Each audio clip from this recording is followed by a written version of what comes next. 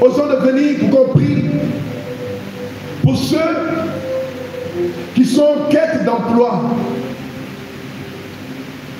Il y a une maman qui est venue. Elle n'est pas venue prier pour elle-même. Elle est venue prier pour son fils.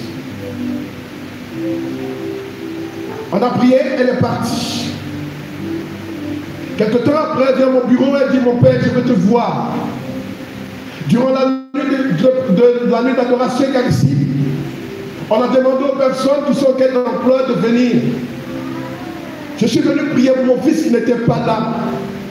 Il est en quête de stage. Ça fait plusieurs mois qu'il a fini à l'école mais ne trouve pas de stage. Je suis venu prier, j'étais venu prier pour que le Seigneur lui obtienne un stage. Il venait de déposer ses dossiers dans un lieu, dans une entreprise, pour demander un stage. Mais mon père, Dieu a fait grâce. Dieu a fait grâce.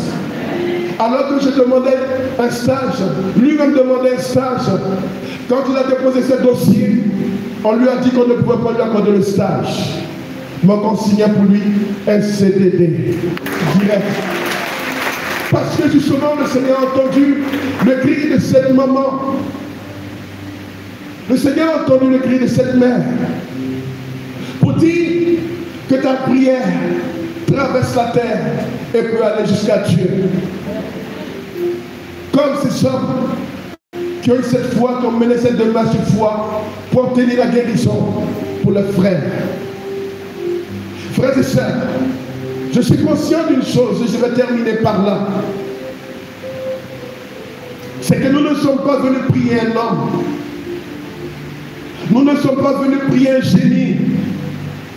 Nous ne sommes pas venus prier un esprit. Nous ne sommes pas venus prier un marabout. Nous ne sommes pas venus prier un prophète. Nous ne sommes pas venus prier un patriarche. Mais nous sommes venus prier le Dieu des dieux. Nous sommes venus prier le Seigneur des seigneurs. Nous sommes venus prier le roi des rois. L'homme Dieu, en la personne de Jésus-Christ de Nazareth. Il tient sur ses épaules, comme nous dit l'Écriture, les signes du pouvoir, parce que le Père a tout remis en ses mains. En ce soir, c'est lui qui t'a convoqué jusqu'en ce lieu de grâce. Il a décidé de faire de ce lieu sa demeure à cause de toi. Parce que pour que tu ne retournes pas, ou pour que tu ne sortes pas de ce lieu sans être transformé. Mais il a besoin que toi-même, dans une démarche de foi, tu lui offres ta fragilité. Il a besoin dans une démarche de foi que tu lui fasses confiance. Dans une démarche de foi, il a besoin que tu lui dises, Seigneur, en tes mains, je remets toutes choses. Je crois en ce Dieu fort. Je crois en ce Dieu puissant. Je crois en ce Dieu à qui rien n'est impossible.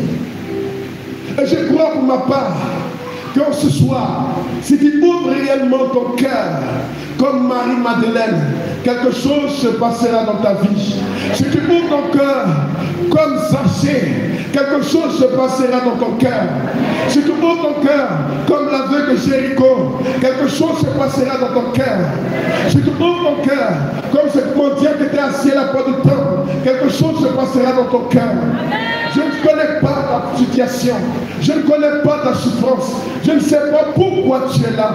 Mais je sais moi pourquoi je suis ici. Je suis ici pour que soit révélé. Je suis ici pour que soit manifesté le Dieu des dieux en la personne de Jésus-Christ de Nazareth qui t'a convoqué en ce soir. Regarde, déjà il te rejoint dans sa parole. Déjà il se trouve près de toi. Déjà il prend ta situation en main. Déjà il commence à œuvrer dans ton sens. Je t'en prie, fais-lui confiance. Fais-lui confiance. Parce qu'il appelle à l'existence ce qui n'existe pas. Je dis, il est le Dieu puissant, à qui rien n'est impossible. Je me rappelle